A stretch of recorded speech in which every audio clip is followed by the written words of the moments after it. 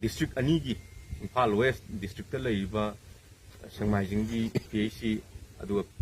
Kaksingi leiba mafamsing asida sa saruba matamda ana laingi hiram asida ahan boina akoina main power gi hiram da yengsaluba matamda nursing gi awatpa aduga doctor sing gi awatpa yam sauna leramba aduga staff sing maruina grade 4 gi staff sing attendance sing leramdaba aduga doctor masamakna kogi nurse ki mahut loi pura kana doctor amakatangna PHC da leramba su yaure koi kudamoina Sengmaijinggi leiba PHC asi Imphal West ki makhada leiba PHC ni adubu hairi mafam asida kogi kuyagi akanaba timna yoksaluba matamda media gi silnaung sing yauna yoksaluba matamda mafam aduda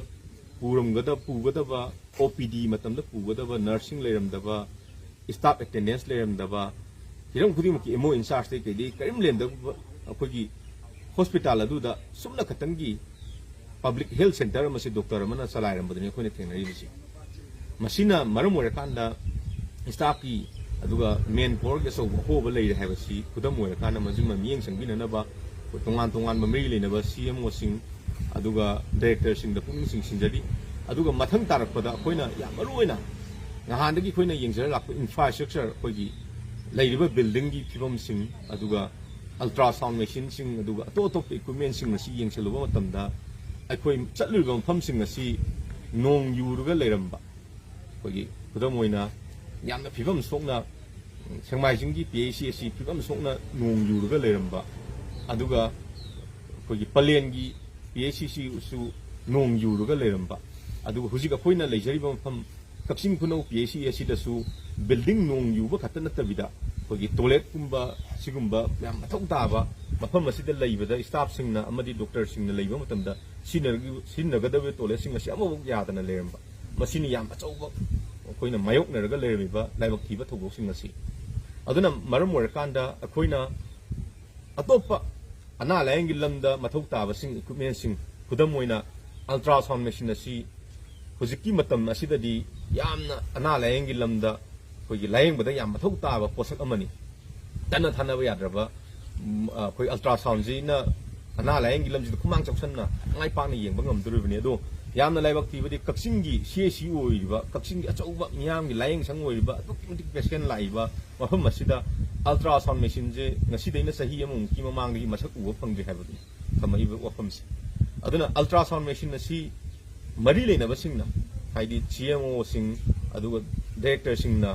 Kaksingi ultrasound asibu athumo tamda machine bia kanda miyamda hena kudong saba ana layangi lam asida hena kudong saba do phanganandabagi dawta puning sinjari loinana akoina mathang tarak poina yam achauba khogi tola taraba sing kana leijadraba sing aduga sien puthoga layeng bangam jadaba sing gidamakta poina yam sauna kholaw ma lawrga lakpa khudamoina anaba ma layeng ba lakpa matamda gloves lehen ba syringe lehen ba cotton lehen ba aduga mari leina ba hidak langsak sing asi pharmacist ta phangdabadagi atopa lanai gi pharmacist gi sien tingakanda leibagi pot tumani yam sauna mayok naraga leibasi masi mafam masi ga tang te Kaksing Khunau gi katana tinga si akoina sasaruba Kaksing CSC amadi tongan ba palengi PHC aduga Sengmaijinggi PHC dasu masi gi chapsaba kano duni akoina thingna siribse aduna maram orakanda lairaba khamthenga waraba miyam asina ana layangi lam asida sen putho kanda masi layang bagi satha pathaba si matam kya gi mamangdagi sangna sathadula leirabasi masi karum da ubro kamai toroga kokka dage haibadu akoigi miyam nasu wahang hangbagi matam yaure aduga mari leinaba singnasu masi ana layangi laiba taxing aduga supply toiba singsi karum ba mong supply tori maru oiba mathau taba hidak singsina yamna kauna pira kanda maru oidaba mathau tadaba koi hidak langthap marang kaina pisalakpadagi koi tongan ba koi waste management da senting da amuksung huntokpa ado waste management da senting na huntokpa ngamdaba singduna masa gi hostel gi mei thadok pang masara kanda yamna risk leina thabak torombagi chanabi si thengnasare maduna maram kanda akhoida non communicable disease kumbagi hidak langthak singsina hena marang kaina pigira kanda maru oidaba sing thoidokna maru oidaba mathau gi taba sing asina masing khitang hendana pira kanda swagi matang le hidaki supply matang sida ꯑꯩꯈꯣꯏꯒꯤ ꯃꯔꯤ ꯂꯩꯅꯕ ꯗꯤꯄꯥꯔꯠꯃꯦꯟꯁꯤꯡꯅ ꯌꯥꯝ ꯑꯀꯨꯞꯅ monitor ꯇꯧꯕꯤꯔꯀꯥꯟꯗ ꯑꯍꯦꯟ ꯍꯦꯟꯗ ꯑꯋꯥꯠ ꯑꯄꯥꯗꯨ ꯌꯦꯡꯁꯤꯟꯕꯤꯕ ꯑꯃ ꯆꯪꯉꯤ ꯃꯗꯨꯅ ꯃꯔꯝ ꯑꯣꯏꯔꯀꯥꯟꯗ ꯑꯩꯈꯣꯏꯒꯤ ꯄꯕ꯭ꯂꯤꯛꯀꯤ ꯃꯤꯌꯥꯝꯒꯤ ꯁꯦꯟ ꯑꯁꯤ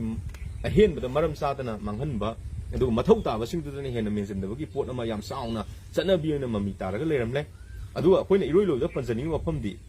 ꯑꯩꯈꯣꯏꯒꯤ ꯂꯥꯌꯦꯡꯕꯗ ꯈ꯭ꯋꯥꯏꯗꯒꯤ ꯃꯊꯧ ꯇꯥꯔꯤꯕ ꯄꯣꯠꯁꯛ ꯑꯁꯤ ꯃꯦꯟ ꯄꯥꯋꯔꯁꯤꯡꯅꯤ ꯃꯦꯟ ꯄꯥꯋꯔꯁꯤ ꯑꯩꯈꯣꯏꯅ ꯑꯍꯦꯟꯕ ꯗꯣꯛꯇꯔꯁꯤꯡꯅ ꯅꯔꯁꯁꯤꯡꯅ ꯑꯍꯦꯟꯕ ꯗꯤꯃꯥꯟ ꯇꯧꯗ꯭ꯔꯤꯉꯩꯗ ꯑꯩꯈꯣꯏꯒꯤ ꯂꯩꯔꯤꯕ ꯁꯔꯨꯛ ꯈꯔꯁꯤ ꯍꯥꯟꯅ ꯃꯄꯨꯡ ꯐꯥꯅ ꯊꯃꯣꯏ ꯁꯦꯡꯅ ꯃꯦꯟ ꯄꯥꯋꯔꯁꯤ ꯁꯤꯖꯤꯟꯅꯔꯕ ꯃꯇꯝꯗ ꯑꯅꯤꯁꯨꯕꯗ ꯑꯩꯈꯣꯏꯅ ꯏꯟꯐ꯭ꯔꯥꯁꯇ꯭ꯔꯛꯆꯔꯒꯤ ꯄꯣꯠꯁꯛꯁꯤꯡꯁꯤ ꯃꯔꯤ ꯂꯩꯅꯕ ꯑꯩꯈꯣꯏꯒꯤ ꯗꯥꯏꯔꯦꯛꯇꯣꯔꯦꯠ ꯑꯣꯐ ꯍꯦꯜꯊ ꯁꯥꯔꯚꯤꯁꯦꯁꯀꯤ ꯃꯈꯥꯗ ꯂꯩꯔꯤꯕ ꯃꯁꯤꯒꯤ ꯍꯦꯜꯊ ꯏꯟꯖꯤꯅꯤꯌꯥꯔꯤꯡ ꯋꯤꯡꯒꯨꯝꯕꯅ ꯃꯃꯨꯠ ꯇꯥꯅ ꯌꯦꯡꯁꯤꯟꯕꯤꯔꯀꯥꯟꯗ ꯍꯥꯏꯔꯤꯕ ꯏꯟꯖꯤꯅꯤꯌꯥꯔꯤꯡ ꯁꯦꯜ ꯑꯁꯤꯗꯒꯤ ꯔꯤꯄꯤꯌꯥꯔꯤꯡ ꯃꯇꯤꯛ ꯆꯥꯅ ꯇꯧꯕꯤꯔꯀꯥꯟꯗ ꯅꯣꯡꯖꯨ ꯊꯥ ꯑꯁꯤ ꯃꯅꯨꯡꯗ ꯑꯩꯈꯣꯏꯒꯤ ꯑꯅꯥ ꯂꯥꯌꯦꯡꯕꯗ ꯌꯥꯝ ꯃꯄꯨꯡ ꯐꯥꯅ ꯃꯤꯌꯥꯝꯗ ꯈꯨꯗꯣꯡꯆꯥꯕ ꯄꯤꯍꯟꯕꯤꯌꯨ ꯑꯗꯨꯒ ꯂꯣꯏꯅꯅ ꯑꯩꯈꯣꯏꯒꯤ ꯉꯁꯥꯏꯒꯤ ꯃꯃꯥꯡꯊꯛꯇ ꯄꯟꯖꯈꯤꯕ ꯁꯄ꯭ꯂꯥꯏꯒꯤꯁꯤ ꯌꯥꯝ ꯀꯨꯞꯅ ꯃꯑꯣꯡ ꯃꯔꯤꯜ ꯇꯥꯅ ꯌꯦꯡꯁꯤꯟꯕꯤꯔꯀꯥꯟꯗ ꯃꯤꯌꯥꯝꯒꯤ ꯑꯋꯥꯠ ꯑꯄꯥꯁꯤꯁꯨ ꯌꯦꯡꯁꯤꯟꯕꯤꯌꯨ ꯍꯥꯏꯅ ꯄꯤꯄꯜꯁ ꯌꯨꯅꯥꯏꯇꯦꯠ ꯌꯨꯠ ꯑꯦꯂꯥꯏꯟꯁ ꯄꯨꯌꯥꯒꯤ ꯃꯥꯏꯀꯩꯗꯒꯤ ꯊꯝꯖꯔꯤ ꯑꯩꯈꯣꯏꯅ ꯌꯥꯝ ꯅꯨꯡꯉꯥꯏꯕ ꯉꯁꯤ ꯑꯩꯈꯣꯏꯅ ꯃꯤꯌꯥꯝꯒꯤ ꯑꯩꯈꯣꯏꯒꯤ ꯑꯅꯥ ꯂꯥꯌꯦꯡꯁꯤꯡ ꯑꯁꯤ ꯀꯣꯏꯅ ꯆꯠꯆꯔꯛꯄꯗ ꯊꯦꯡꯅꯗꯕ ꯄꯣꯠ ꯑꯩꯈꯣꯏ ꯉꯁꯤ ꯌꯥꯝ ꯊꯋꯥꯏ ꯍꯛꯆꯥꯡ ꯌꯥꯎꯅ ꯍꯣꯠꯅꯕꯤꯔꯝꯕ ꯄꯂꯦꯜꯒꯤ PHCꯗ ꯅꯣꯔꯃꯦꯜꯗ ꯑꯉꯥꯡ ꯄꯣꯛꯑꯝꯕꯁꯤ ꯌꯥꯝ ꯑꯩꯈꯣꯏꯗꯗꯤ ꯌꯥꯝ ꯑꯉꯛꯄ ꯑꯣꯏꯖꯩ ꯑꯗꯨꯕꯨ ꯃꯁꯤꯗ ꯄꯂꯦꯟꯗ ꯊꯕꯛ ꯇꯧꯕꯤꯔꯤꯕ ꯃꯔꯨꯑꯣꯏꯅ ꯗꯣꯛꯇꯔ ꯑꯃꯗꯤ ꯅꯔꯁ ꯑꯃꯗꯤ ꯁ꯭ꯇꯥꯐ ꯃꯌꯥꯝꯁꯤꯡꯕꯨꯁꯨ ꯄꯤꯄꯜꯁ ꯌꯨꯅꯥꯏꯇꯦꯠ ꯌꯨꯠ ꯑꯦꯂꯥꯏꯟꯁꯀꯤ ꯃꯥꯏꯀꯩꯗꯒꯤ ꯊꯃꯣꯏ ꯁꯦꯡꯅ ꯊꯥꯒꯠꯄ ꯐꯣꯡꯗꯣꯛꯆꯔꯤ ꯍꯥꯏꯔꯤꯕ ꯃꯐꯝ ꯑꯁꯤꯗ ꯑꯅꯥ ꯂꯥꯌꯦꯡꯒꯤ ꯂꯝꯗ ꯈꯛꯇ ꯅꯠꯇꯕ ꯃꯤꯔꯣꯜꯕꯤꯁꯤꯡꯕꯨ ꯅꯣꯔꯃꯦꯜꯗ ꯑꯉꯥꯡ ꯎꯟꯅꯕ ꯍꯥꯏꯕꯁꯤ ꯃꯁꯤ ꯌꯥꯝ ꯑꯆꯧꯕ ꯂꯥꯟꯊꯦꯡ ꯑꯃꯅꯤ ꯍꯧꯖꯤꯛꯀꯤ ꯃꯇꯝꯗꯗꯤ ꯑꯗꯨꯕꯨ ꯃꯤꯌꯥꯝꯅ ꯊꯥꯖꯗꯨꯅ ꯂꯥꯛꯏꯕ ꯃꯐꯝ ꯑꯗꯨꯗ ꯊꯕꯛ ꯇꯧꯔꯤꯕꯁꯤꯡ ꯑꯗꯨꯕꯨ ꯍꯦꯟꯅ ꯃꯄꯥꯡꯒꯜ ꯀꯟꯈꯠꯅꯕꯒꯤꯗꯃꯛꯇ ꯑꯍꯦꯟꯕ ꯃꯦꯟ ꯄꯥꯋꯔ ꯍꯥꯞꯄꯤꯗꯅ ꯅꯣꯡ ꯌꯨꯕ ꯃꯐꯝ ꯑꯃꯗꯒꯤ ꯑꯉꯥꯡ ꯅꯣꯔꯃꯦꯜꯗ ꯄꯣꯛꯂꯛꯄ ꯍꯥꯏꯕꯁꯤ ꯃꯁꯤ ꯑꯩꯈꯣꯏ ꯃꯤꯌꯥꯝꯅ ꯊꯥꯖꯕ ꯃꯥꯡꯗ꯭ꯔꯦ ꯍꯥꯏꯕꯗꯨꯅꯤ ꯑꯗꯣ ꯊꯥꯖꯕ ꯃꯥꯡꯗ꯭ꯔꯤꯉꯩ ꯃꯊꯛꯇ ꯍꯥꯏꯔꯤꯕ ꯃꯐꯝ ꯑꯗꯨꯗ ꯑꯍꯦꯟꯕ ꯃꯤꯠꯌꯦꯡ ꯆꯪꯕꯤꯔꯀꯥꯟꯗ ꯗꯤꯄꯥꯔꯠꯃꯦꯟꯒꯤ ꯁꯥꯏꯠꯇꯒꯤ ꯌꯦꯡꯁꯤꯟꯕꯤꯔꯀꯥꯟꯗ ꯃꯈꯥ ꯇꯥꯅ ꯅꯣꯔꯃꯦꯜꯗ ꯃꯁꯤꯡ ꯌꯥꯝꯅ ꯑꯉꯥꯡ ꯄꯣꯛꯄ ꯉꯝꯕ ꯍꯣꯁꯄꯤꯇꯥꯜ ꯑꯃ ꯑꯣꯏꯅꯕꯒꯤꯗꯃꯛꯇ ꯑꯩꯈꯣꯏ ꯄꯨꯌꯥꯒꯤ ꯃꯥꯏꯀꯩꯗꯒꯤ ꯄꯨꯛꯅꯤꯡ ꯆꯤꯡꯁꯤꯟꯖꯔꯤ